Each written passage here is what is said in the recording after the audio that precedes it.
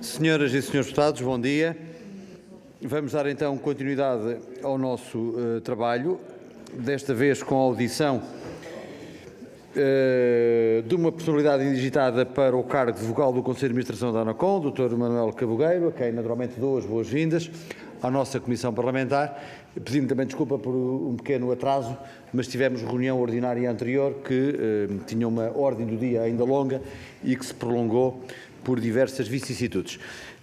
Queria recordar que temos uma grelha de tempos que prevê uma intervenção inicial de 10 minutos para a personalidade ouvida, depois uma primeira ronda por cada um dos grupos parlamentares que queira usar a palavra, que caberá resposta imediatamente a seguir, usando o mesmo tempo que cada um dos grupos parlamentares tem ao dispor, e eventualmente uma segunda ronda, onde caberão 3 minutos a cada grupo parlamentar, se assim for entendido, e a resposta será dada no conjunto a todos os grupos parlamentares depois das intervenções, e ainda uma eventual terceira ronda de 3 minutos por cada senhora ou senhor deputado inscritos.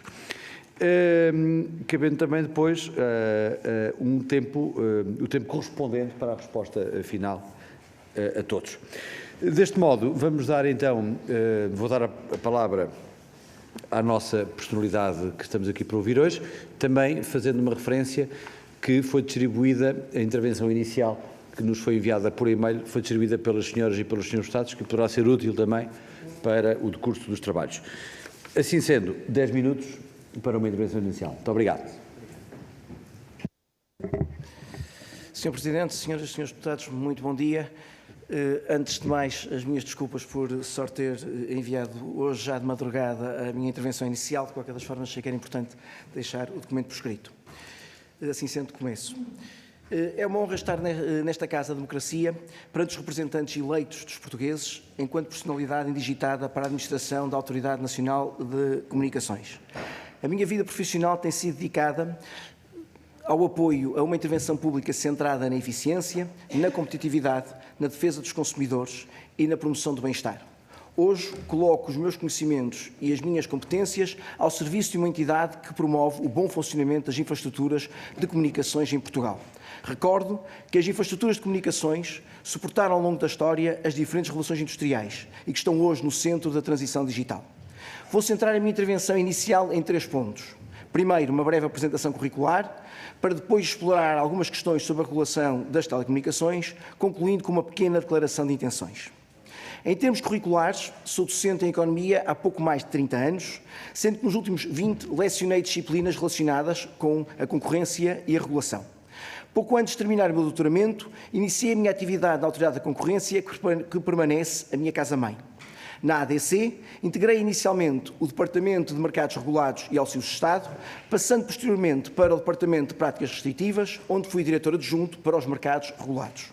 Nos últimos anos de atividade naquela casa, apoiei a criação da Unidade de Avaliação de Políticas Públicas, que implementou o modelo de avaliação de impacto concorrencial. Em 2016, fui convidado para integrar o SEJUR, Centro Jurídico de Apoio ao Governo, posteriormente transformado no JurisApp, onde criei a Unidade Técnica de Avaliação de Impacto Legislativo. Recentemente, esta unidade foi transferida para o Centro de Competências de Planeamento, de Políticas e de Perspectiva da Administração Pública, onde desempenho funções enquanto consultor sénior numa unidade de apoio estratégico à direção. Ao longo deste trajeto profissional, integrei e acompanhei equipas multidisciplinares que analisaram e decidiram sobre mercados regulados. Nos últimos anos, apoiei a criação de metodologias de apoio ao processo de decisão do Governo, num esforço de implementação de princípios de regulação com base na evidência. Em todos os momentos da minha atividade, foi pautada por princípios de rigor técnico, transparência e lealdade institucional. A minha ambição tem sido a de promover a utilização de conhecimento no processo de decisão pública, o que implica estudar, aprender e partilhar. Concentrando-me agora nos desafios da regulação, o mercado das telecomunicações tem características particulares de concorrência que combinam economias de rede com características de oligopólios naturais, num cenário de informação assimétrica entre empresas, consumidores e regulador. Neste cenário, os mercados são propensos a falhas de diversas ordens. A regulação em Portugal e na Europa tem procurado reagir a estas falhas, intervindo sempre e na medida em que pode ajudar os mercados a funcionar melhor. É meu entendimento que a regulação por entidades administrativas independentes deve acontecer quando e se necessária, no quadro da missão que lhe é atribuída, centrando-se em fatores de eficiência, de correção daquelas falhas e de equidade. É esta visão de regulação que encontro no primeiro objetivo estratégico estabelecido pela ANACOM no Plano de Atividades para 2022-24, quando propõe uma intervenção estável e previsível, com uma regulação ativa e exigente, que promova o investimento eficiente, facilita a partilha de infraestruturas, assegurando uma concorrência leal e dinâmica. Neste quadro, nos próximos anos, assume particular relevância a implementação da nova Lei das Comunicações Eletrónicas, a atuação no acompanhamento dos preços de acesso às ofertas grossistas, a promoção de acesso aos mercados, a gestão de recursos de numeração, a revisão das normas de regulação dos serviços postais e, atendendo às novas competências, a intervenção enquanto autoridade espacial. Retomando o conceito inicial, a regulação não se centra apenas na eficiência, mas também na equidade. Sabemos que os mercados não estão atentos à equidade inter- e intrageracional. Neste sentido, e como se expõe no plano de atividades quando avalia os impactos nas ODS, note-se que a ação regulatória não impacta apenas na estrutura do mercado, mas também na educação, na paz social, na justiça, na redução das desigualdades, na sustentabilidade, na pobreza e na saúde, na qualidade da vida e na confiança e reconhecimento do decisor público. Para responder a este desafio, saliento o segundo objetivo do Plano de Atividades da ANACOM, que atende aos direitos dos consumidores e à necessidade de garantia de acesso às vantagens do mundo digital enquanto meio de comunicação, de informação e de contacto com as instituições públicas. Este objetivo está alinhado com a ambição europeia para construir o futuro digital europeu, sobre o princípio de que ninguém pode ser deixado para trás. Projeto este que encontra reflexo na ação para a transição digital do Governo e é acompanhado pelas ações propostas pela ANACOM. Por último, e já a olhar para os desafios futuros, sabemos que a regulação também falha. E gostaria de me referir a dois tipos de falhas, uma transversal e uma segunda muito relevante neste setor. Em termos transversais, o regulador falha por falta de informação sobre o ambiente em que atua e sobre as consequências das suas ações nos comportamentos e nas estruturas de mercado. Note-se, neste propósito, que a Lei das Comunicações Eletrónicas impõe às autoridades reguladoras nacionais a fundamentação das suas intervenções recorrendo a metodologias de avaliação de impacto regulatório, que aliás está alinhado com o Código de Procedimento Administrativo Português. Uma segunda falha é a que decorre do desfazamento e atraso regulatório. Desfazamento porque não consegue acompanhar as mudanças de mercado, atraso porque as decisões são morosas. Responder a estas questões no mercado sujeito a constantes mudanças é um desafio muito particular que implica uma melhor compreensão e antecipação dos comportamentos e uma intervenção regulatória mais ágil que recorra às novas técnicas regulatórias e às novas tecnologias digitais enquanto ferramentas regulatórias. Por último, e referindo-me objetivamente aos estatutos da ANACOM, assumo o compromisso de atuação isenta, independente, consciente das obrigações de eficiência, observando os deveres de transparência e reserva. Termino com uma referência à ANACOM enquanto organização de pessoas. Aprendi, ao longo dos últimos 20 anos, a respeitar todos aqueles que atuam diariamente para o bem de todos. Fortaleci com eles o meu espírito de missão pela causa pública. Não tenho pretensão de dominar todos os assuntos e tenho consciência das minhas limitações em termos de conhecimento técnico face àqueles com quem espero vir a trabalhar. É com imenso entusiasmo que aprenderei com eles e farei os possíveis para que todos possamos decidir melhor, para que se crie uma estrutura de telecomunicações que promova a competitividade e o bem-estar dos portugueses. Fico ao inteiro dispor. Obrigado. Muito obrigado, Sr. Doutor, pela intervenção que nos trouxe. Acaba agora a vez aos grupos parlamentares. Começa o grupo parlamentar do PST, Sr. Deputado Paulo Muniz, até 7 minutos. Faz favor. Muito obrigado, Sr. Presidente. Cumprimento o Dr. Manuel Cabogueira, nosso convidado e figura indigitada para a administração da ANACOM, a quem agradeço a sua exposição inicial. Eu vou dividir a minha audição em 4 temas. Um tema primeiro sobre a constituição e o funcionamento do Conselho de Administração. Outro tema, o segundo tema, sobre a independência do regulador e o seu relacionamento com o sector. Um terceiro tema, eminentemente sobre a gestão interna da Casa. E um quarto tema sobre os grandes assuntos e os grandes desafios da regulação do sector das comunicações eletrónicas e serviços postais.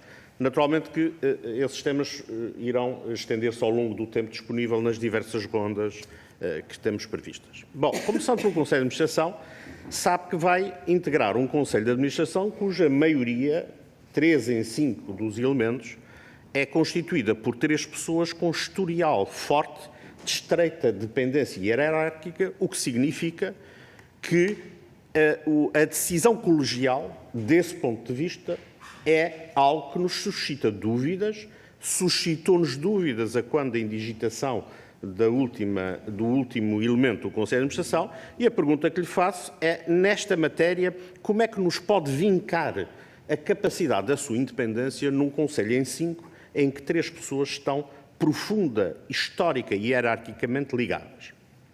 A segunda pergunta que lhe faço no âmbito do funcionamento tem a ver com aquilo que disse na sua exposição e que tem a ver com também a decorrência de algo que está na nova Lei de Comunicações Eletrónicas, é como é que pensa dar corpo à avaliação do impacto das medidas regulatórias conforme está estabelecido na própria Lei de Comunicações Eletrónicas. Quer dizer, objetivamente, qual é a sua estratégia para dar corpo a este requisito?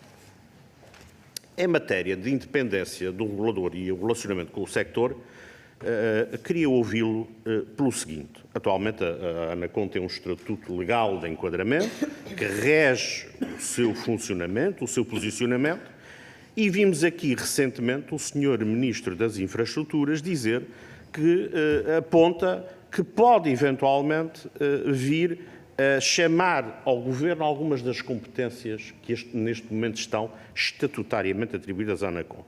E a pergunta que eu lhe faço é se concorda com isto e se acha que isto é benéfico e se achar que é, nos diga quais estas valências que entende que o Governo pode chamar a si, retirando este papel à ANACOM. Outra questão que me parece muito importante tem a ver com o clima e com o diálogo com o sector da ANACOM.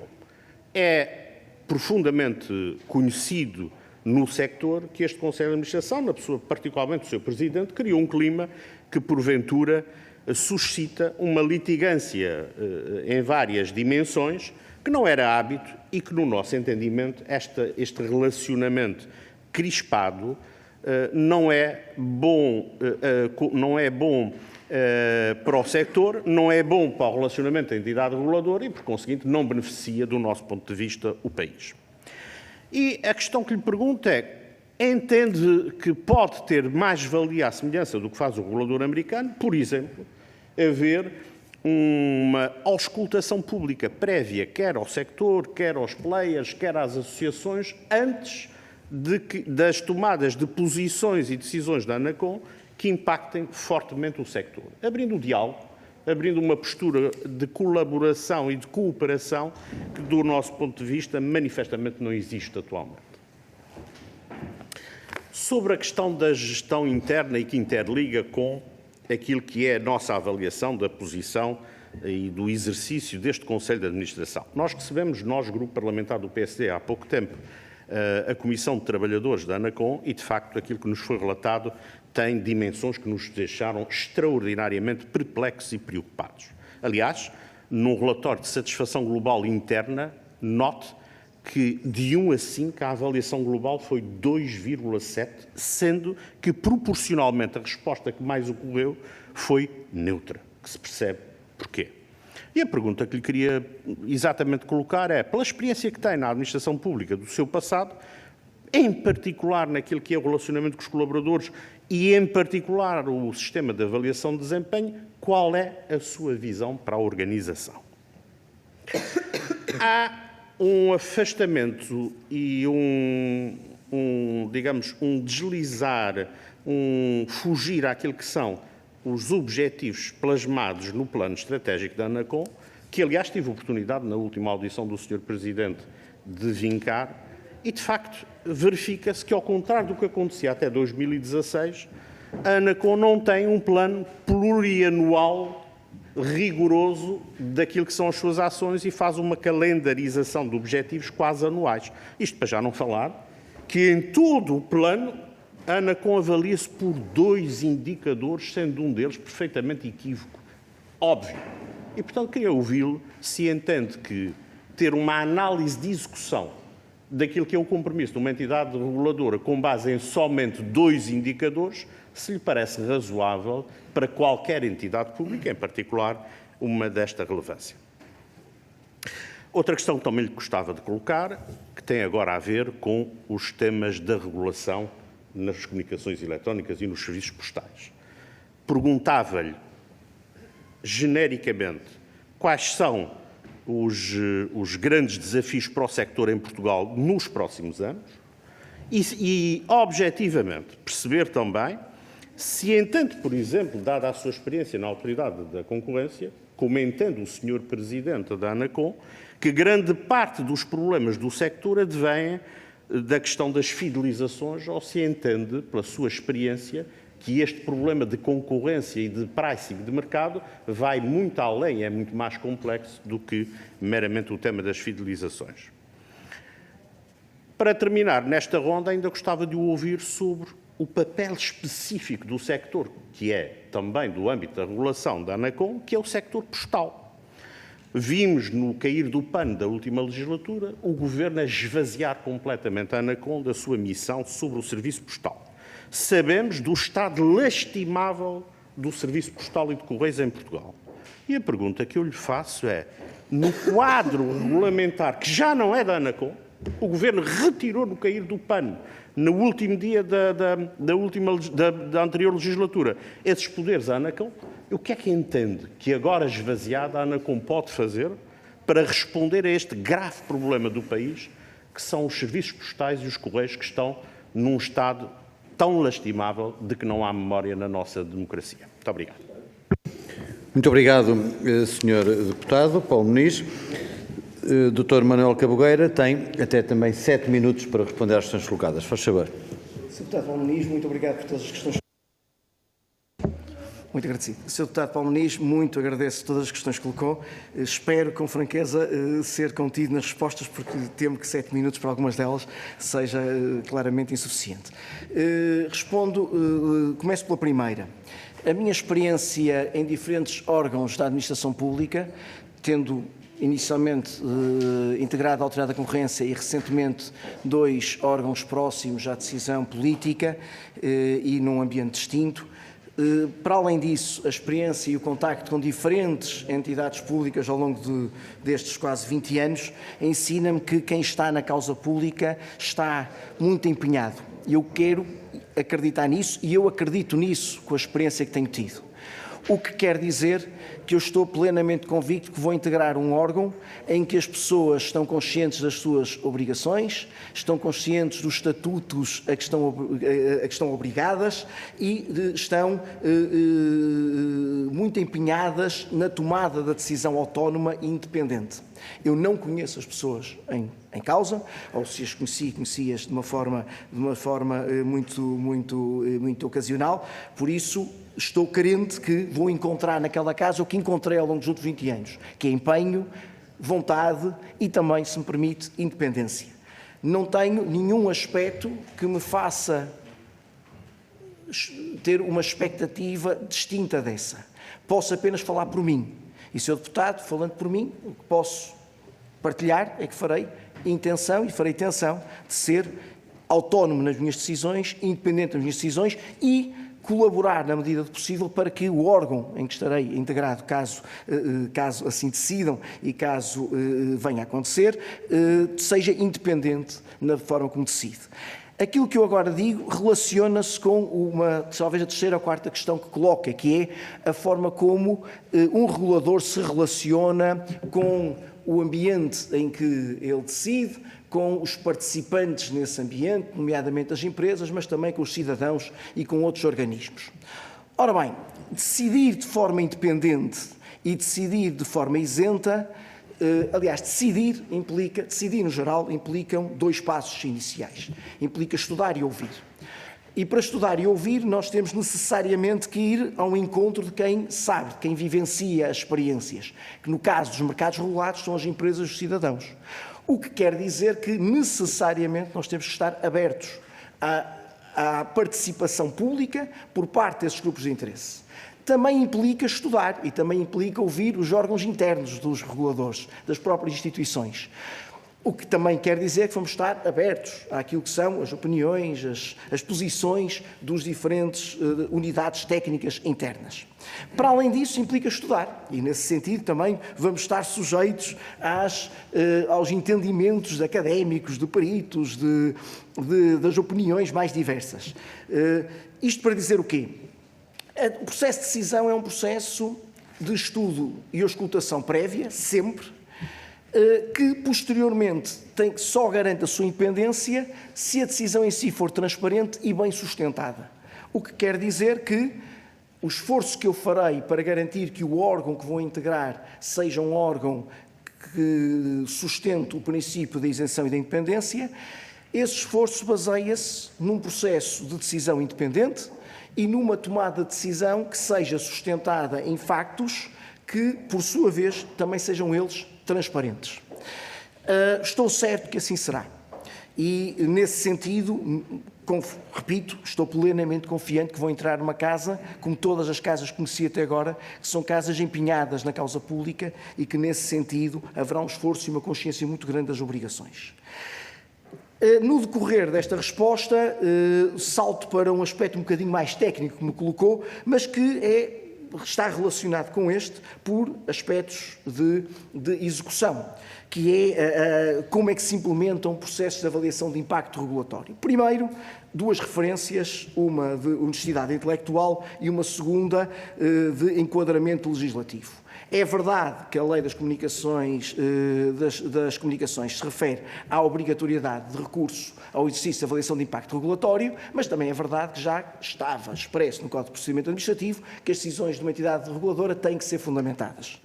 Para além disso, vou entrar numa casa que eu saiba foi a primeira a publicar um manual sobre avaliação de impacto regulatório nos tempos de 2015. O que quer dizer que é uma casa onde há pessoas que estudaram o assunto e conhecem este assunto e eu próprio já passei por lá para o discutir. A avaliação de impacto regulatório é implementada com uma preocupação que na origem era uma preocupação fundamentalmente de impacto económico e competitivo. Durante os últimos anos e nos países em que a experiência é maior, tem progredido para preocupações de impacto social e ambiental e de outras dimensões, o que quer dizer que, caso a caso, o exercício de demonstração e o exercício de fundamentação adequa-se à decisão que está a ser tomada, deve ser proporcional, porque o próprio exercício utiliza muitos recursos, tenha que garantir a transparência que há pouco me referi. Este exercício é necessariamente acompanhado de auscultação pública. Necessariamente acompanhado de auscultação pública. Ou seja, é impossível fazer uma avaliação de impacto regulatório sem ouvir o terreno. O que quer dizer que as audições públicas, as consultas públicas são absolutamente necessárias. Essa é uma prática que eu acredito que já existe na ANACOM, que eu conheço e conheço exemplos que estão no site da ANACOM que o demonstram que já é uma prática implementada, tem que ser uma prática absolutamente generalizada e de suporte ao processo de decisão. Como eu disse, eu já temia ir longo no meu tempo, se me permite, e obviamente podendo voltar a alguns dos aspectos que não tenha respondido numa segunda ronda de questões, só uma referência muito rápida, dificilmente rápida, à questão da visão sobre a organização. Sr. Deputado, eu na regulação tenho uma dificuldade enorme em falar em modelos ótimos. A regulação é mais sujeita a relatórios por grandes instituições internacionais que falam de modelos ótimos do que à discussão académica. Eu não conheço modelos ótimos. Conheço bons modelos para ambientes políticos, ambientes culturais e estruturas de mercado distintas. Os diferentes países têm diferentes modelos regulatórios, Portugal tem diferentes aproximações à regulação. Tomar uma decisão de alterar a estrutura e as atribuições de uma entidade reguladora pode querer dizer muitas coisas.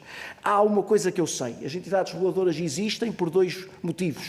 Existem, primeiro, para reunir um conjunto de competências técnicas que garanta ao Governo igualdade de armas face ao setor na compreensão do que se passa no setor e, segundo, existe para garantir que para garantir que haja certeza e continuidade na forma como o mercado funciona, isolando de alguns ciclos políticos. Também sei que as entidades reguladoras na área económica se devem concentrar nos aspectos da concorrência do mercado e têm que ser necessariamente ouvidas. Agora, podem ser ouvidas em diferentes cenários.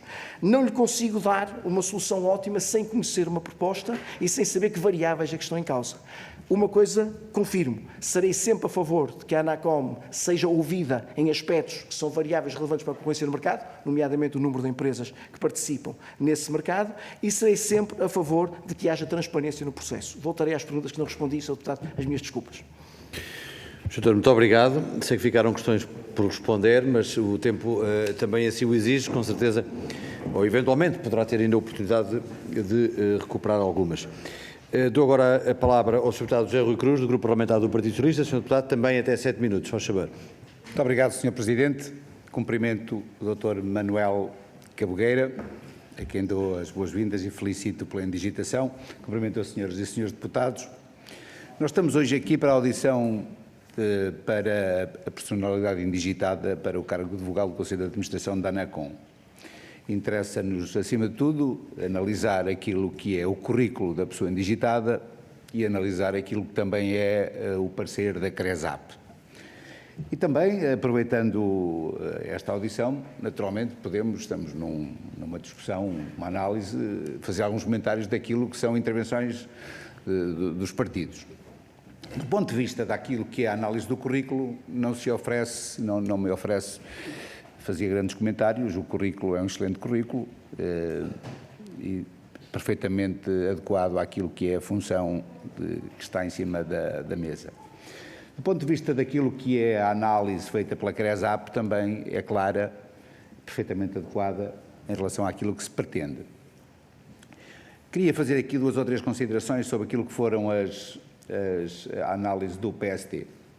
O Sr. Deputado Paulo Muniz refere que o Conselho de Administração tem um historial com 3 pessoas, querendo insinuar com isso que o facto de entrar uma pessoa nova está em causa, que essas 3 pessoas terão, sendo o órgão de 5, ou seja, essas 3 pessoas fazendo maioria no órgão, que esta pessoa entra diminuída.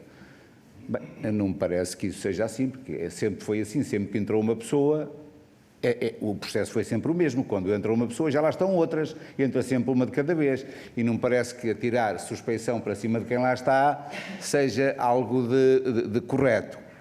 Depois, o Ministro das Infraestruturas, quando faz algumas considerações referentes ao funcionamento de alguma das áreas, é uma reflexão que o Ministro está a fazer, não há nada de concreto sobre o que quer que seja. Foi uma consideração que fez à altura sobre algum aspecto que não considerou conveniente, mas não há, como todos sabemos, nenhuma concretização dessa mesma decisão.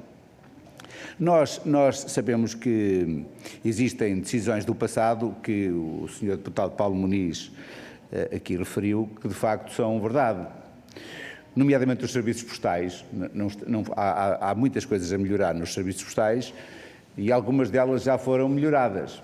Nós sabemos que a privatização que o PST fez dos CTT trouxeram piores serviços aos cidadãos, nomeadamente com o encerramento no interior de muitas estações de correios, que foram revertidas muitas delas para que, pelo menos em cada concelho, houvesse uma estação de CTT, nomeadamente nos pequenos concelhos, e eu estou a falar daqueles que conheço bem, nos concelhos do interior do país, onde nem sequer uma estação do CTT havia e foi possível que elas fossem revertidas. Sabemos que não temos um serviço perfeito, é preciso ser muito melhorado, mas sabemos também que o setor está a ser objeto de uma grande transformação, por motivos que todos conhecemos muito bem, pela evolução do digital, pela concorrência do setor, com muitas das empresas a operar de formas bastante diferentes do que eram no passado, e tudo isso traz-nos aqui novas formas que são necessárias em termos de concorrência e olhar para o setor de uma forma bastante diferente do que era no passado. Mas isto não implica que nós não tenhamos aqui a seriedade de perceber que algumas medidas que foram tomadas no passado passado para o consumidor, para o cidadão comum, nomeadamente os territórios de baixa densidade, foram bastante prejudiciais e isso foram tomadas. Eu sei que virá naturalmente a seguir o discurso que foi no âmbito da Troika e que virá este discurso que foi a Troika, aquela bela desculpa que resolve tudo, mas o que é certo é que foi pior para as pessoas e já foram revertidas muitas dessas medidas e as pessoas estão já melhores, mas dizendo e repetindo que temos noção de que é preciso melhorar o serviço nessa área. Posto isto, não tenho muito mais a acrescentar, a não ser desejar um bom trabalho no âmbito das novas funções. Muito obrigado, Sr. Deputado José Rui Cruz. Sr. Deputado Paulo Muniz, para que efeito? Uma interpelação à mesa. Faz favor, Sr. Deputado. Sr. Presidente, de facto, nós temos um grau de liberdade, enquanto cada deputado, de falar sobre aquilo que queremos. Bom, mas se existe uma ordem do dia e uma razão pela qual nós aqui estamos, é, como se sabe e como é bom de todos saberem, avaliarmos a figura indigitada para a administração da ANACOM neste quadro, e é este o propósito desta audição. E compete, do nosso ponto de vista à mesa, relembrar, porventura, aos senhores deputados, que sendo este o objetivo expresso, que teria utilidade haver pelo menos uma pergunta ao senhor convidado, porque senão o senhor convidado até se pode sentir diminuído em cá vir e haver simplesmente o grupo político mais representado na Assembleia, nenhuma questão faz ao senhor indigitado, ao senhor candidato, e, digamos, gasta o seu tempo todo a falar da intervenção do PSD, que nos é lisonjeiro, mas, de qualquer modo, eu entendo, Sr. Presidente, com o bom nome da Comissão, e nós até temos uma reputação boa e queremos continuar a ter, relembrar aos grupos políticos que esse tempo é para, pelo menos, uma perguntinha a fazer ao senhor candidato indigitado, para não se sentir em vão aqui nesta Comissão. Muito obrigado. Obrigado, Sr. Deputado Paulo Muniz. Sr. Deputado José Rui Cruz, para que efeito é que é? É uma interpelação à mesa. Sobre a condução dos trabalhos também. Agradecer sobre a condução dos trabalhos. É só para agradecer ao Sr. Deputado Paulo Muniz à mesa.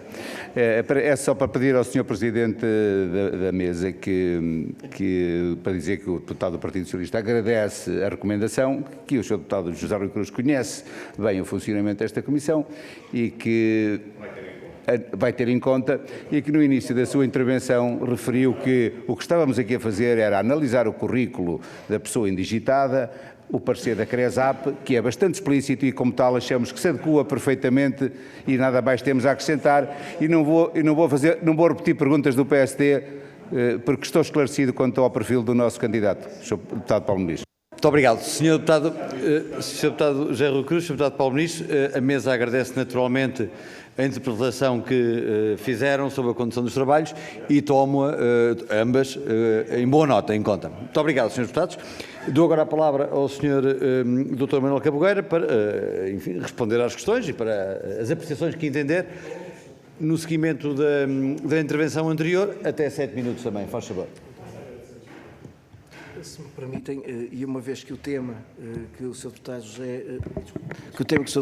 José Rui Cruz coloca é o dos serviços postais, aproveitava para expandir um pouco mais e dessa forma de partilhar 2 ou 3 questões que a mim me parecem relevantes para este setor. É um setor que teve transformações nos últimos anos, é um setor que terá transformações nos próximos e sobre o qual devemos ter muito cuidado por diferentes ordens de razões, mas ao mesmo tempo devemos nos preparar para aquilo que será a discussão, nomeadamente no próximo ano, da revisão da diretiva de serviços postais. Eu também sou do interior, eu nasci no Porto, mas sou de uma pequena aldeia do Norte e sei bem a transformação que houve nos serviços postais e o impacto que isso teve a nível local. E gostava só de deixar aqui 2 notas. Primeiro, em relação à intervenção regulatória por parte da ANACOM. Bem, tendo em conta aquilo que foi o convênio assinado no ano passado, se não me falha a memória, relacionado nomeadamente com os preços dos serviços universais, penso que a ANACOM, por essa via e pela verificação da qualidade de serviço, continuará a ter um papel de regulação neste setor. É por aquilo que são os dados estatísticos, o setor, penso eu, onde existem mais queixas, mais reclamações. O que quer dizer que o aspecto da qualidade de serviço tem que ser um aspecto, ou tem que ser um elemento a acompanhar e tem que ser um elemento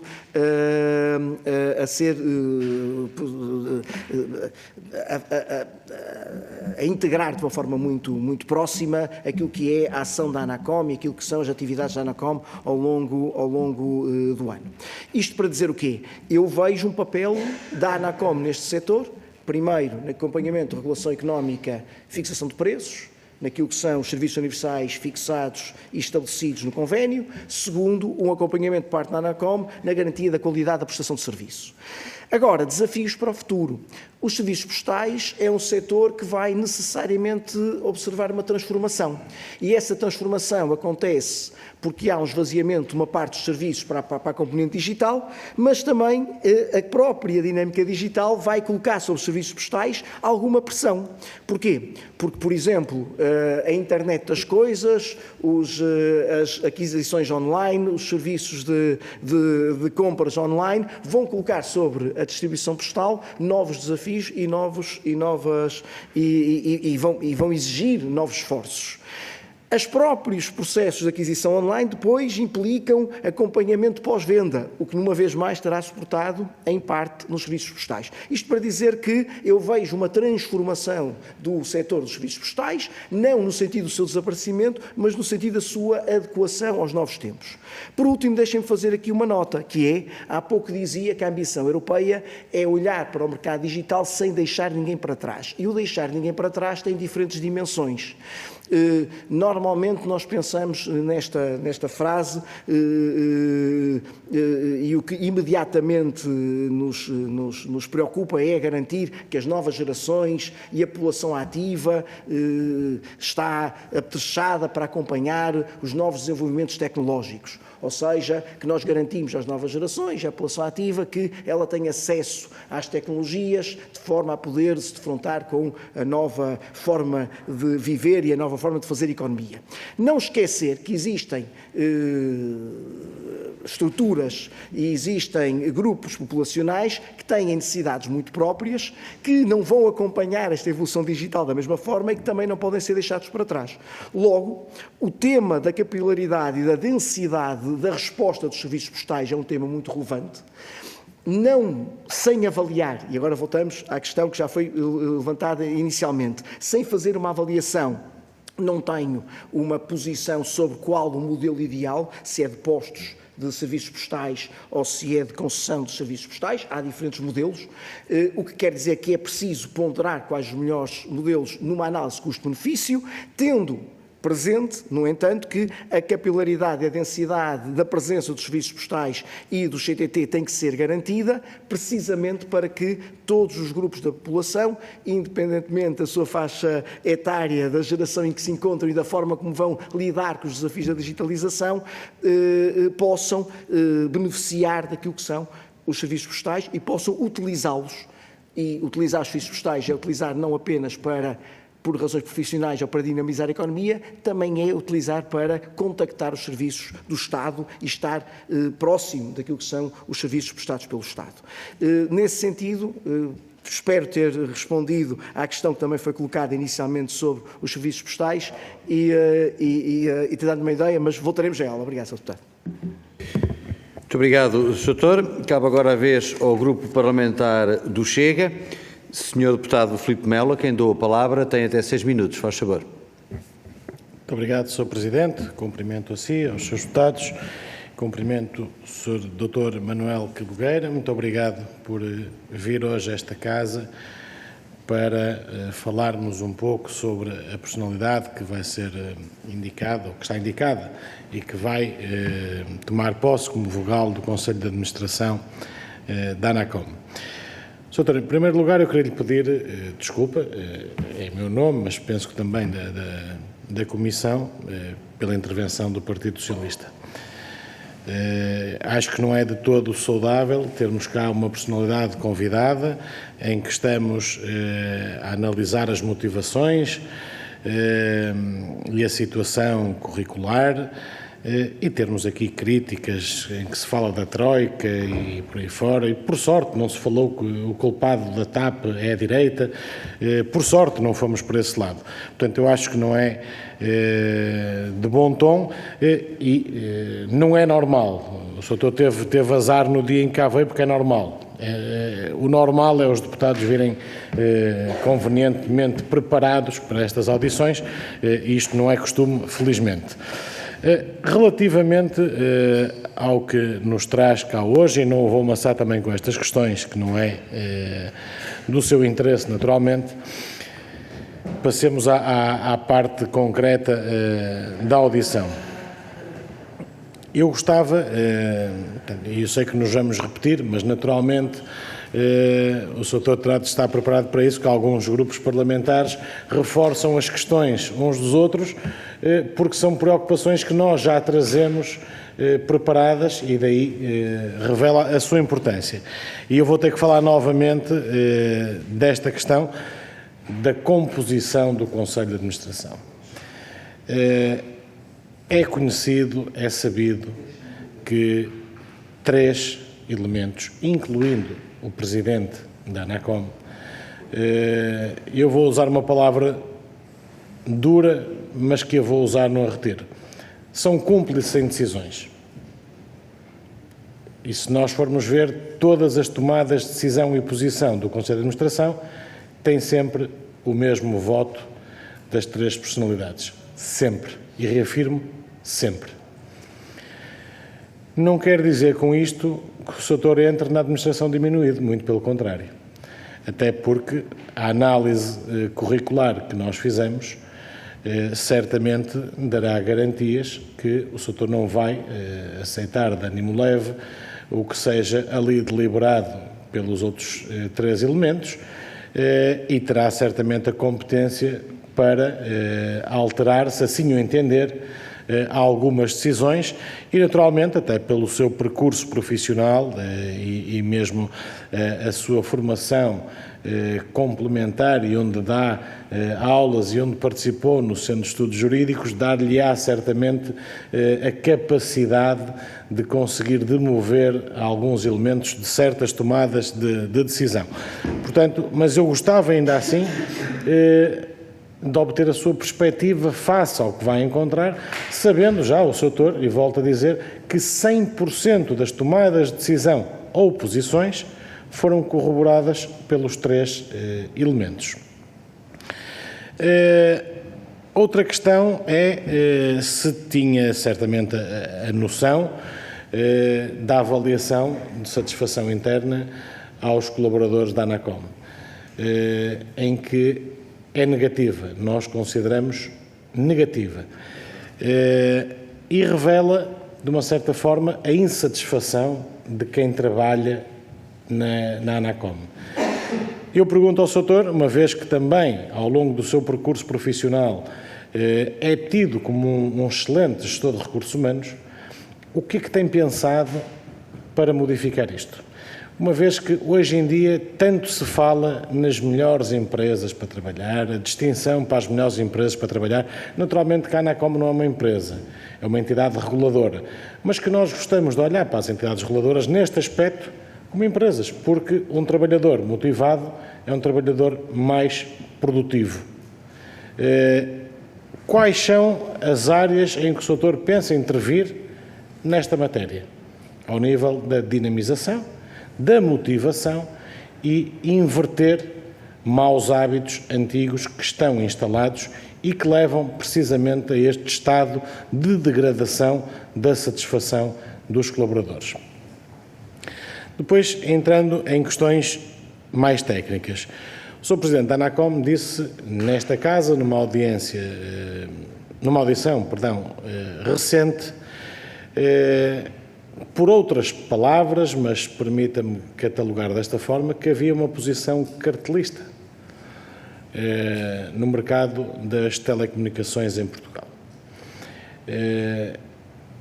Eu não posso aceitar esse tipo de consideração vindo de quem vem, Presidente da entidade que regula o mercado. Não me parece justo, não me parece correto, e ao fazer essa consideração só tem que apontar o dedo a si próprio, porque enquanto regulador, se entende que há uma posição cartelista, tem de fazer tudo para a evitar e não vir apontar o dedo. Falou também em crítica, num tom crítico direto, que só houve um operador que não quis mexer nos preços acompanhando a inflação para este ano, que era a Novo. É certo e sabido que essa empresa vai ser adquirida por outra das três grandes. Portanto, o que aqui fez o Sr. Presidente foi uma publicidade negativa a uma empresa, porque ao querer atacar as outras três por subir os preços, veio defender uma que vai ser absorvida ainda provavelmente durante o primeiro semestre deste ano. Portanto, pergunto-lhe se concorda com essa posição que teve aqui o Sr. Presidente. Sei que é desconfortável para o Sr. Doutor ter que falar sobre isso, mas reconheço, pelo seu currículo e atuação, a capacidade para, naturalmente, dizer se concorda com este tipo de tomada de posição ou não, uma vez que vai integrar o Conselho de Administração liderado pela mesma pessoa que disse estas afirmações. E perguntar-lhe também, porque nós somos contra totalmente as propostas que se falaram da questão das fidelizações. A fidelização, e nós sabemos, a fidelização protege o cliente. Isto é verídico.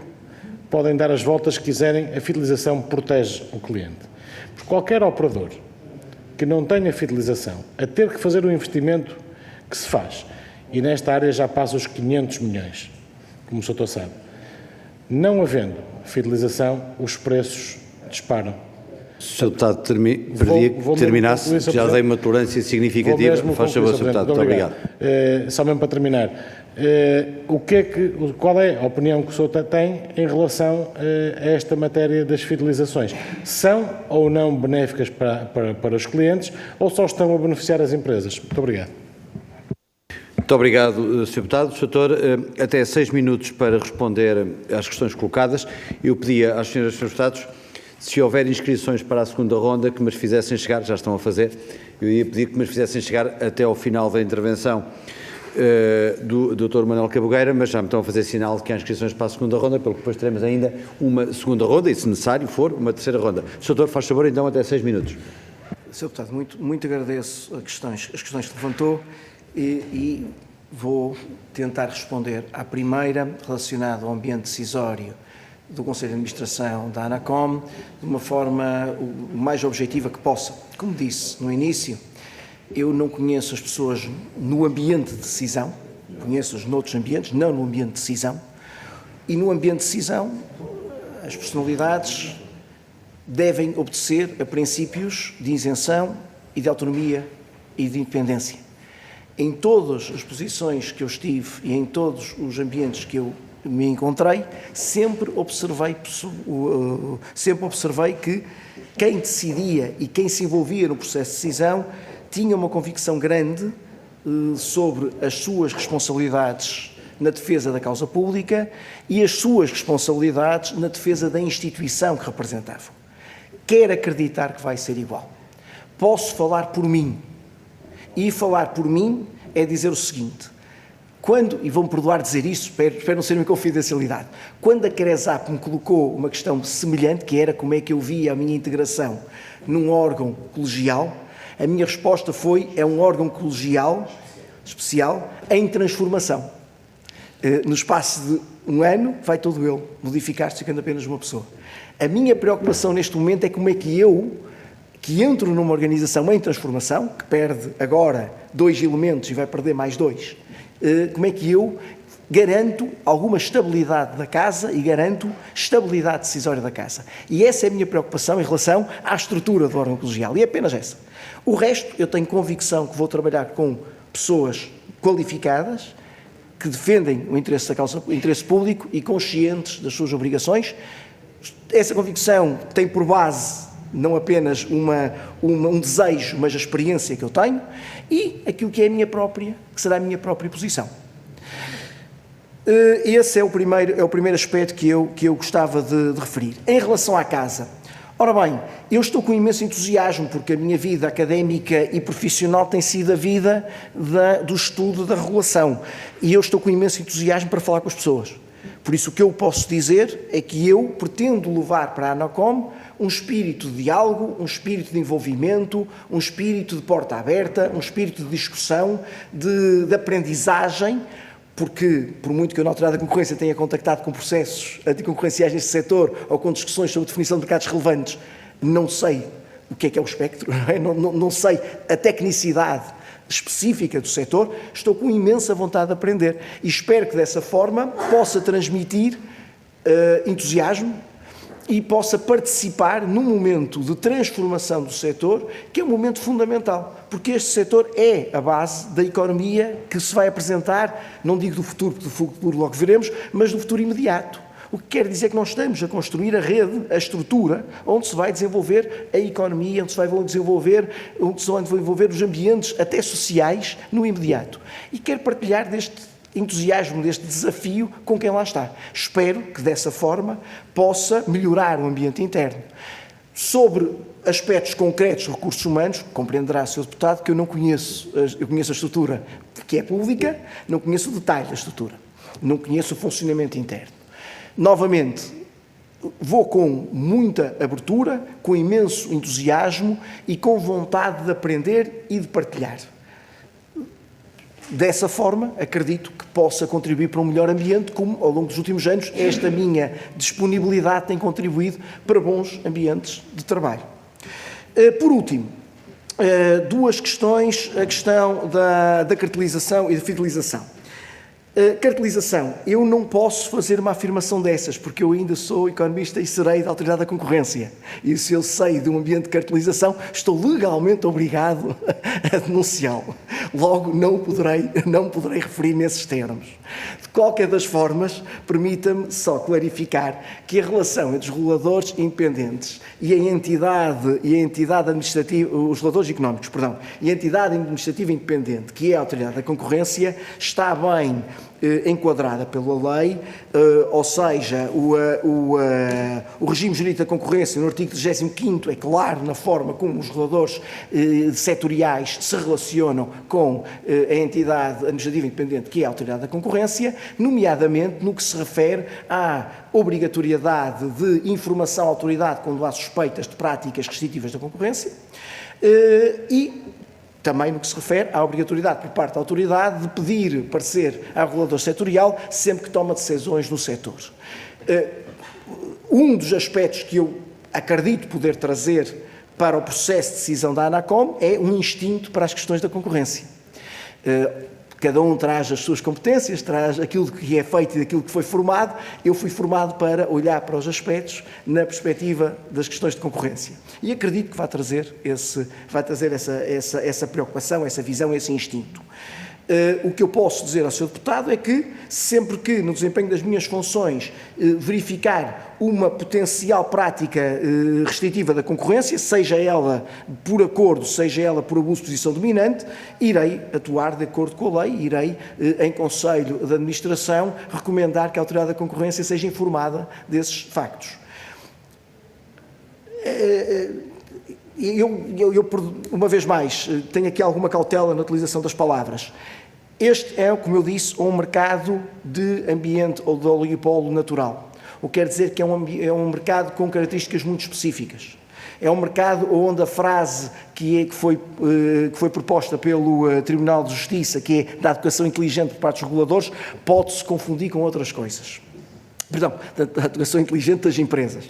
Pode-se confundir com outras coisas. Enfim, estarei lá para observar, Sr. Deputado, e acho que poderei trazer esse contributo. Penso que já passei o meu tempo e continuo sem conseguir responder à questão da fidelização. As minhas desculpas. Acredito que talvez numa segunda ronda possa retomar esse tema. Muito obrigado, Sr. Doutor. Vamos dar início então à à segunda ronda, havendo ainda a possibilidade de uma terceira ronda. Na segunda ronda, cabem 3 minutos a cada grupo parlamentar e depois uma terceira ronda se Eu estou a dizer isto porque estou a receber inscrições na terceira ronda. Muito bem. Já temos também a terceira ronda, temos inscrições para a terceira ronda. Portanto, em resumo, na segunda ronda, 3 minutos a cada grupo parlamentar. O Sr. responde no fim, como há 3 grupos parlamentares, 9 minutos.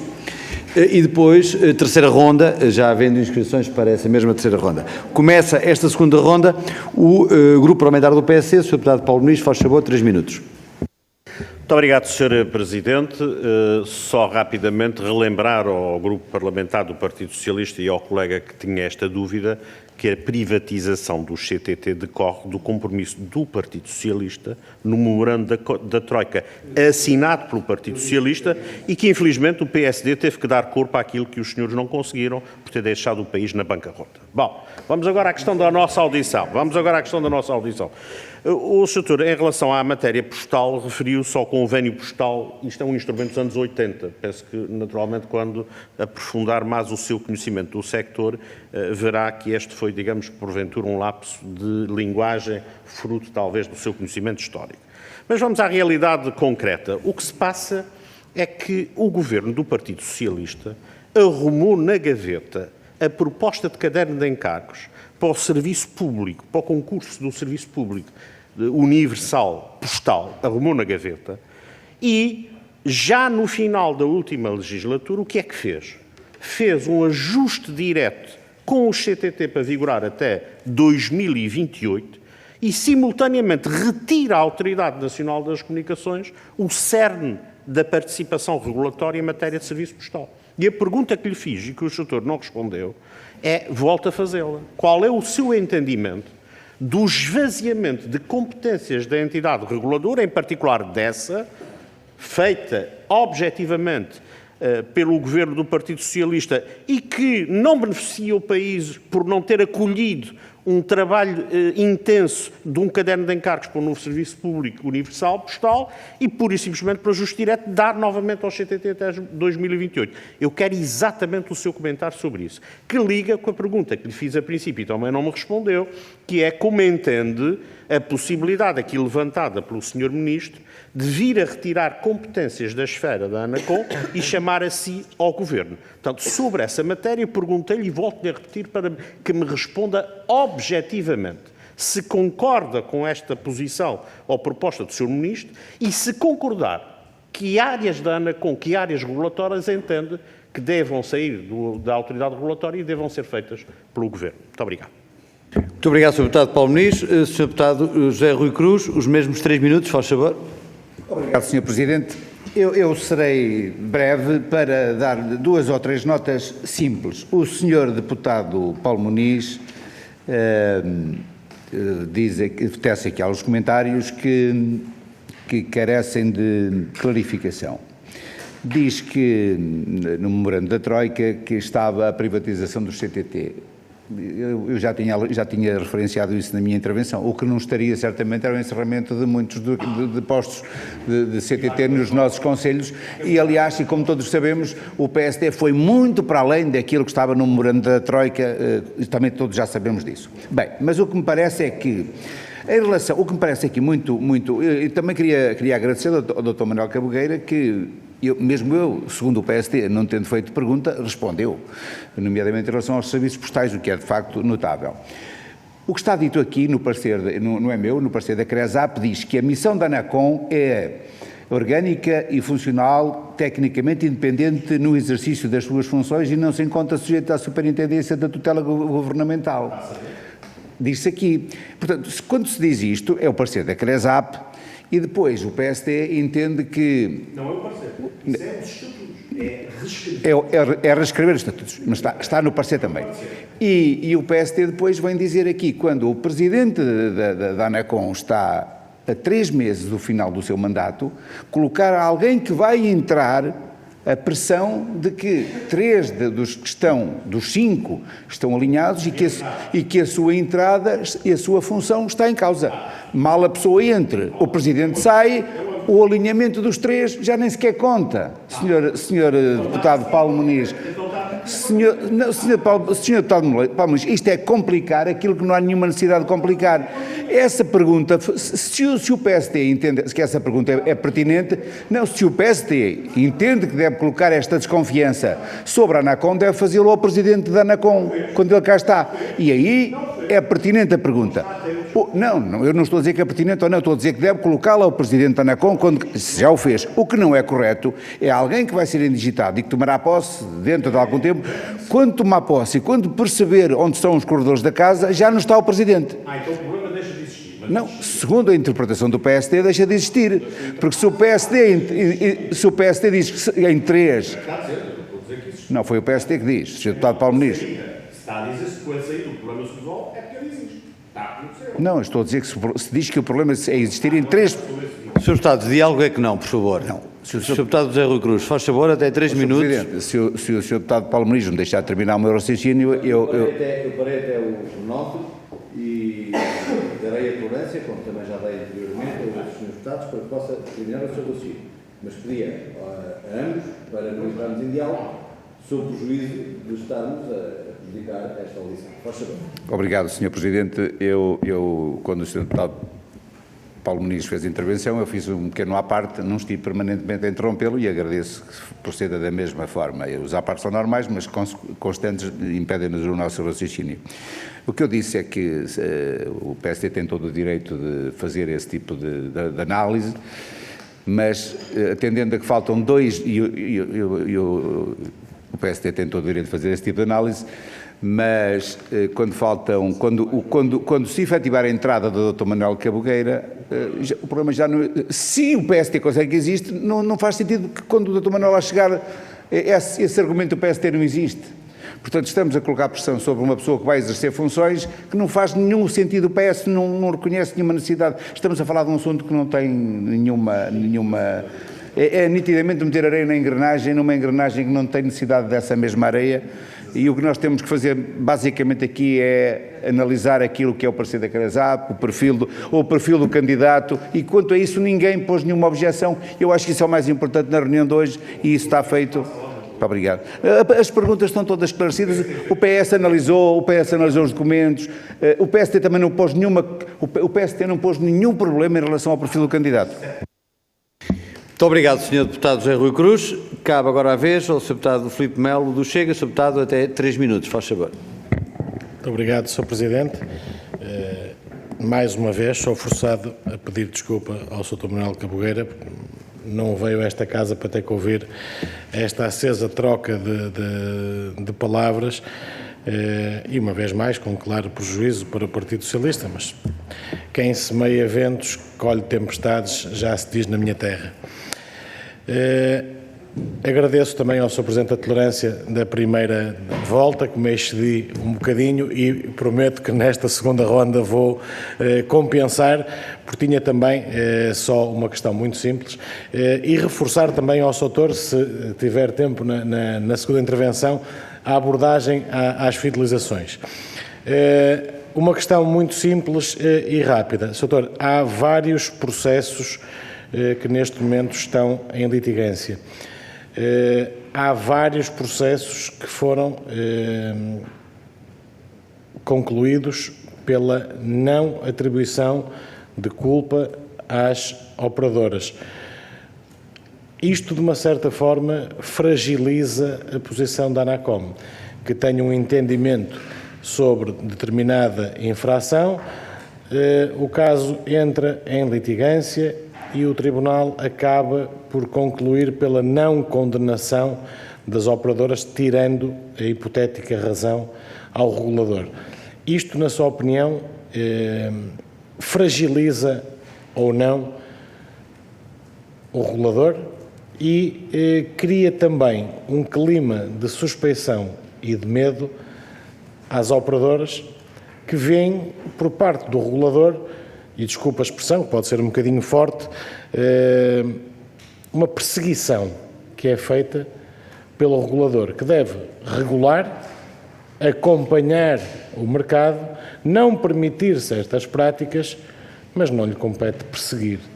Portanto, eu pergunto-lhe de uma forma simples, como é que o Sr. Doutor vê estes processos que resultaram em não condenação, com claro prejuízo para a ANACOM. Obrigado. Muito obrigado, Sr. Deputado Filipe Melo. Antes de dar a palavra ao Dr. Manuel Cabogueiro, informo que tenho uma inscrição do Sr. Deputado José Pedro Ferreira para a terceira ronda e ia pedir que até ao final da intervenção ou das respostas do Dr. Manuel Cabogueira que me fizessem chegar as inscrições que possam mais haver. O Sr. Deputado Paulo Muniz também já se inscreveu para a terceira ronda, pelo que passa a ter 2 para já. Sr. Doutor, faz favor, então, até 9 minutos para responder às questões colocadas.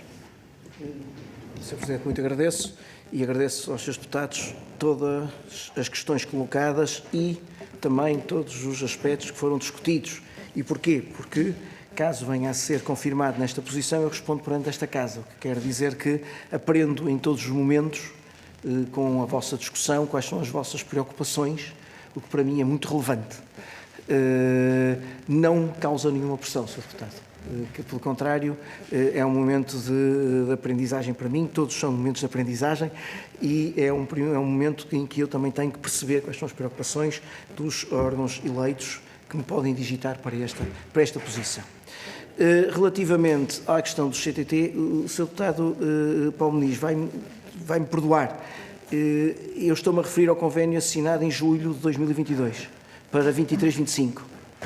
Há um convênio assinado entre a ANACOM, a Direção-Geral de Consumidores e o CTT, em 2022, que eu até conheço porque tem uma fórmula económica que muito me agrada, já agora permitam-me dizer isto e tenho utilizado na legislação, por isso é um convênio recente, que cobre 23-25 e que deixa clara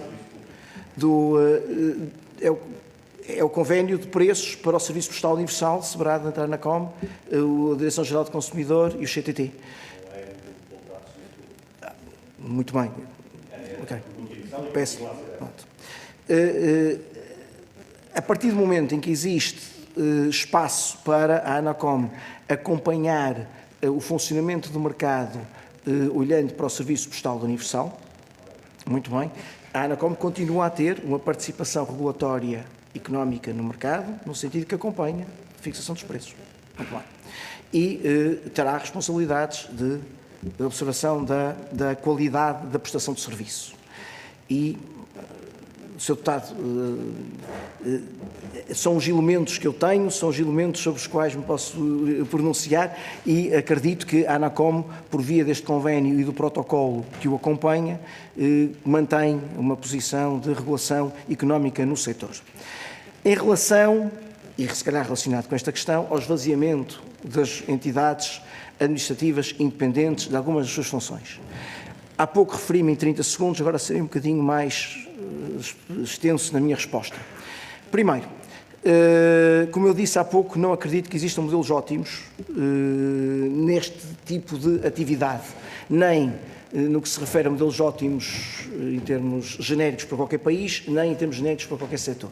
São específicos ao setor e são específicos ao país. Segundo, eu vejo as entidades administrativas independentes na área da regulação económica e na área da concorrência já agora como sendo entidades que trazem para os mercados um conhecimento técnico específico, uma capacidade técnica de acompanhamento de funcionamento económico dos mercados e a garantia de estabilidade regulatória, a garantia de estabilidade decisória, isolando o mercado de alguma volatilidade dos ciclos políticos. Terceiro, eu acho que a responsabilidade das entidades de regulação económica face ao mercado se centram nas variáveis fundamentais de funcionamento do mercado, que são elas preço, qualidade e número de empresas. Quer dizer que é importante que as entidades possam participar nestas decisões. Depois há outras dimensões de regulação. Há, por exemplo, áreas de regulação técnica. E há soluções em Portugal, por exemplo, na área dos transportes, na área do ambiente, em que se decidiu isolar a regulação técnica da regulação económica. Há uma possibilidade de separação entre a supervisão prudencial e a regulação económica ou regulação comportamental, como se discute há muito tempo na área financeira. Se me pergunta qual é a minha opinião relativamente a um formato futuro da regulação na área das telecomunicações, Sr. Deputado, eu retomo uma das questões iniciais sobre as quais respondi, que é a avaliação. E é muito importante perceber exatamente o que é que está aqui em causa. Porquê? Porque há diferentes formatos. há diferentes atribuições que podem ser dadas às entidades. Há diferentes decisões que podem ser tomadas no que se refere ao esvaziamento. Pode ser apenas um esvaziamento de atribuições, pode ser uma partição da própria instituição. A mim preocupa-me que a instituição, naquilo que são os seus objetivos fundamentais e o seu modelo fundamental seja posto em causa. Ou seja, que seja posto em causa a sua competência técnica, capacidade técnica, seja posto em causa a sua capacidade para intervir nas áreas de regulação económica. Isso preocupa-me. Se é necessário manter dentro da mesma casa áreas de regulação técnica para complementar ou para aproveitar ou para existir economias de conhecimento versus a regulação económica, é algo que eu teria que discutir e gostaria de discutir perante uma proposta concreta do que é que vai ser, ou o que é que poderia vir a ser, enfim, retirado de atribuições da instituição. Agora, os modelos existem até modelos de agregação das diferentes reguladoras, de rede de integração da entidade administrativa de concorrência e da sua integração em grandes reguladores onde existe regulação de rede. Há diferentes modelos, Sr. Deputado. Todos eles mereceriam com certeza uma avaliação, mas importa ter aqui presente o que é que está em causa. Repito, em termos objetivos, preocupa muito perder competências naquilo que é o centro da atividade. Regulação económica, fatores económicos, de geradores de concorrência, geradores de competitividade, garantia de acesso e universalidade de prestação de serviço e garantia de qualidade de serviço. Segundo, perder aquilo que são as ferramentas. A ferramenta é a competência técnica. E a competência técnica tem que ser garantida, e os recursos para a competência técnica têm que ser garantidos a todos, em todos os momentos. Em relação à questão do clima de suspeição e de medo e da fragilização por causa dos processos de litigância. Sr. Deputado, a mim preocupa-me outra questão, que é estar numa instituição que não pode ter medo também disso. Por isso, a mim interessa-me, importa-me e ocupa-me, eu não gosto de usar a palavra preocupa-me, e ocupa-me as minhas reflexões, possa estar numa instituição em que os seus colaboradores em algum momento tenham algum tipo de receio de tomar decisões por questões de litigância. As decisões têm que ser tomadas. Agora, têm que ser tomadas de forma transparente, têm que ser tomadas de forma fundamentada para que dessa forma se reforce não só o reconhecimento público face à instituição, como também se reforce a própria autoconfiança dos elementos da instituição e da própria instituição. Obviamente que episódios, isto acontece em todas as instituições, a Autoridade da Concorrência vivi isso algumas vezes no passado, episódios de insucesso em processos legais já na esfera dos tribunais não são elementos de reforço positivo. Obviamente que não. Agora, importa é perceber que o processo em si tem que ser um processo forte, tem que ser um processo transparente e bem fundamentado. E que não coloca receios, nem à sociedade versus aquilo que é o comportamento da entidade, nem à própria entidade em relação àquilo que são as suas competências e as suas capacidades de intervenção. E isso é o que mais me preocupa. Brevemente, em relação à fidelização, tenho 1 minuto. Não é o único elemento, e a minha questão aqui é que não é o único elemento. Obviamente que a fidelização é um elemento muito importante em diferentes setores e este não é o único. Agora, para mim, a questão fundamental é a falta de mobilidade dos consumidores. E os consumidores não se movimentam de um operador para o outro por diferentes ordens de razões. Uma delas é a fidelização. Há um aspecto que a mim me tem ocupado ao longo dos últimos meses, conforme tenho assistido a esta discussão. Eu fui retomar, muito antes até desta audição, aquilo que foi o parecer da Autoridade da Concorrência em relação a este tema e também nesse parecer é dito que era importante compreender exatamente qual é que são os fundamentos das posições das diferentes partes quando se fala em necessidade de determinados períodos de fidelização para garantir estabilidade, de investimento. Isto para dizer o quê? Novamente, a fidelização é um elemento fundamental. A fidelização, como a Autoridade da Concorrência e o regulador o afirmam, é um aspecto que pode inibir a mobilidade dos consumidores, mas não é o único. A literacia é outro. Estive a ver as estatísticas recentemente, só 34 mil pessoas é que vão à página de comparação de pressários, num país onde há 13 milhões de telemóveis. Isto quer dizer que há outros aspectos relacionados com mobilidade. E nesse sentido, eu compreendo a discussão em torno da fidelização. Como economista preocupado com a concorrência, entendo que a fidelização é um aspecto que tem que ser observado e analisado com cuidado, porque pode ser um elemento fundamental à promoção da própria mobilidade. Agora, a observação dos contratos e um aspecto que para mim ainda mais relevante, que é a fidelização em cadeia, parecem muito mais preocupantes. Os movimentos de fidelização em cadeia parecem aspectos muito mais importantes. Estão também relacionados. Muito obrigado, Sr. Doutor. Muito obrigado. Muito obrigado. Vamos dar então início à terceira ronda. Eu tenho duas inscrições, o Sr. Deputado Paulo Muniz e o Sr. Deputado José Pedro Ferreira.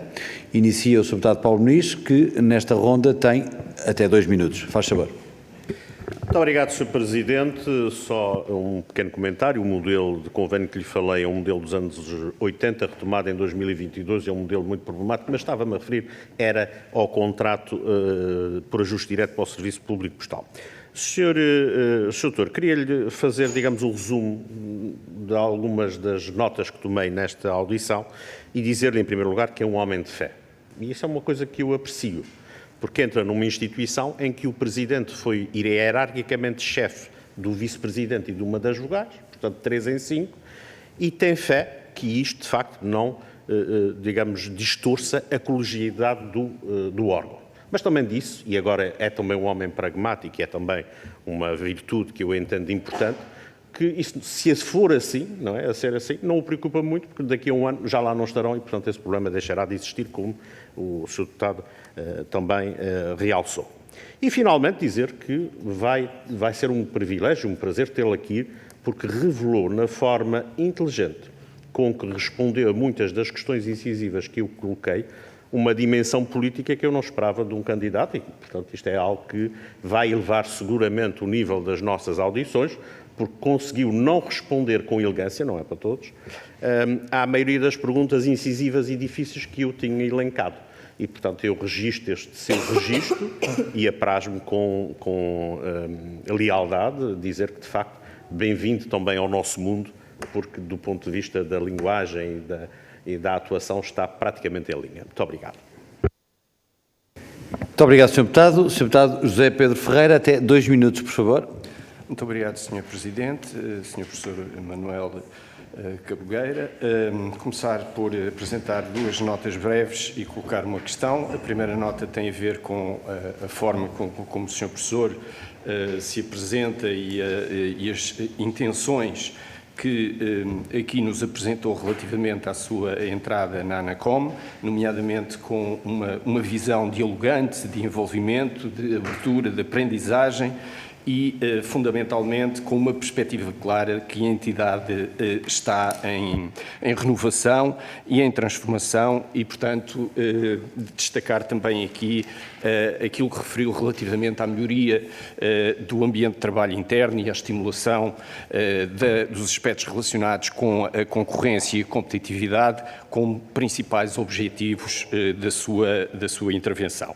Depois também dizer que, apesar desta tentativa de condicionamento de alguns partidos da oposição relativamente à sua relação com os restantes membros do Conselho de Administração, obrigado por nos deixar aqui bem claro que não se deixa pressionar, nem se deixa condicionar em termos da sua atuação futura. É isso que todos nós, certamente, nesta Comissão pretendemos. A questão prende-se exatamente com a questão da fidelização e para que nós possamos ter, talvez, uma melhor compreensão daquilo que nos foi anteriormente dito aqui na Comissão por outros membros da ANACOM, nomeadamente pelo Sr. Presidente. Saber, efetivamente, qual é a sua opinião sobre a questão dos períodos de fidelização e se essa questão é uma questão vantajosa para os consumidores ou se é uma questão que prejudica os próprios consumidores, nomeadamente naquilo que tem a ver com as variações de preço de mercado, e temos o exemplo aqui de Espanha, Espanha, mesmo aqui ao nosso lado, onde a situação é diferenciada. Gostaria apenas de saber a sua opinião. Muito obrigado. Muito obrigado, Sr. Deputado. José Pedro Ferreira, Sr. Doutor, até 4 minutos para dar resposta às questões. Eu, bem de esclarecimento, se porventura precisar de mais alguma tolerância, penso que os Srs. Deputados não se oporão e, portanto, se porventura quiser até recuperar alguma questão, a mesa dará alguma tolerância. Faz favor. Sr. Deputado Paulo Muniz, antes de mais, imenso prazer e muito agradeço as palavras finais, sendo que numa delas deixa muito surpreendido porque é algo que nunca me tinha sido dito, mas tentarei reagir a ela. E ainda há pouco dizia que já vim a estas salas muitas vezes, mas nunca fui ao plenário, se calhar terei que o visitar um dia. Sr. Deputado, se me permite, duas questões. Primeiro, a fé é um dom, que por acaso é um dom que eu não tenho, mas é um dom. Eu não tenho, pronto. E como tal, de qualquer das formas, eu tive, enfim, não vamos expandir essa questão. Mas eu entro para qualquer desafio com vontade. E se me permite, agradeço francamente o facto de me ter tido esse dom da fé, mas com vontade, entro com vontade e com convicção. Por vezes a convicção e a vontade esbarram com factos e os factos são teimosos. Esperemos que esta minha convicção se mantenha e estou certo que assim será. Essa é a primeira questão. Segundo, uma vez mais, eu aprendo muito em qualquer circunstância, é esta a casa perante a qual em qualquer momento eu respondo em qualquer situação ao longo dos últimos 20 anos, a verdade é essa, e como eu referi no início, eu sou muito leal às instituições e esta é a instituição. Nesse sentido, eu agradeço esta discussão, mas por favor que fique aqui claro um aspecto. Eu disse há pouco que o que me preocupa em relação à composição do Conselho de Administração é o facto de ele estar em mudança. E eu exercerei as minhas funções desde o primeiro minuto, caso elas me sejam atribuídas. Eu não vou na expectativa de que daqui a 6 meses ou 1 ano o meu cenário será outro. O que quer dizer que eu viverei o ambiente no primeiro minuto, viverei o ambiente aqui a 6 meses, caso me sejam atribuídas as funções, obviamente, e viverei durante os 6 anos. O que quer dizer que eu compreendo a discussão, mas compreenderão que da minha parte, como eu disse há pouco, não sou pressionável, exercerei as minhas funções desde o primeiro minuto, caso assim achem por bem que o faça. Eu tentei com franqueza responder na melhor das minhas competências e das minhas capacidades. Agora, eu sou um pouco preso às minhas práticas, se quiserem, mais técnicas, que é informar-me, avaliar e decidir. Mas para informar e avaliar, eu primeiro tenho que saber os objetivos concretos e as medidas que vão ser decididas, Sr. Deputado. Por isso é que eu há pouco disse que há muitos elementos na mesa. Quando se discute as estruturas regulatórias, há diferentes formatos. Se me for colocado com exatidão o objetivo, se for-me colocado com exatidão as medidas alternativas e se me for permitido informar-me sobre os impactos de cada uma delas, eu tenho por grande herói, enfim, eu tenho por grande referência económica Ronald Coase. E Ronald Coase, no artigo fundamental que escreve nesta área, alerta precisamente para a necessidade de avaliação cautelosa das falhas do mercado e das falhas regulatórias antes de tomar decisões sobre o modelo de funcionamento do mercado, seja ele um modelo livre, um modelo regulatório ou um modelo de regulação acompanhada. E essa é a minha convicção. Estarei muito disponível para estudar e discutir e aprender, assim que haja propostas neste setor. Em relação às fidelizações, a resposta é um bocadinho a mesma. A questão é que nós sabemos que em muitos setores a alteração das fidelizações foram fundamentais. Mas também sabemos que nesses mesmos setores a criação ou facilitação da mobilidade entre os consumidores por vezes foi substituída por outro tipo de aproximações por parte dos operadores ou das empresas que atuavam nesses setores que mantiveram os consumidores cativos de outras formas. Isto para dizer o quê? A fidelização é um elemento de concorrência, é um elemento que simultaneamente permite aos consumidores ter acesso a determinado tipo de ferramentas potencialmente poderiam não ter de outra forma. O que me preocupa é a palavra potencialmente. E porquê é que me preocupa? Porque eu nunca vi números sobre isto. Eu ouço muita gente discutir este assunto, mas eu nunca vi números. Eu nunca percebi se no modelo de negócio das empresas é realmente fundamental que assim seja. Eu nunca percebi se há modelos de negócio distintos. compram-se equipamentos em processos de fidelização. Há diferentes modelos. O que quer dizer que sim, a fidelização é um elemento, tem que ser ponderado. O que está escrito na lei é que tem que ser no máximo até 24. Deixa-me curioso o facto de ser 24, poderá ser outros prazos. É um elemento de concorrência. Preocupa-me é a falta de compreensão do consumidor sobre o que é que lhe está a acontecer quando há processo de refidelização, fidelização em cadeia, e preocupa-me a falta de capacidade do consumidor para, neste mercado como em outros, ter capacidade de exercer a sua livre decisão, porque não compreende o que lhe é oferecido, porque não compreende o que é que lhe está a ser posto à frente. Deixe-me dar um exemplo muito atual, mas que é caricato, que eu vivi no passado na Autoridade da Concorrência. A questão da neutralidade de rede, a questão de alguns serviços estarem agora a ser retirados daquilo que seria a gratuitidade face ao consumidor. Um consumidor poderia achar no imediato que estava a ser prejudicado.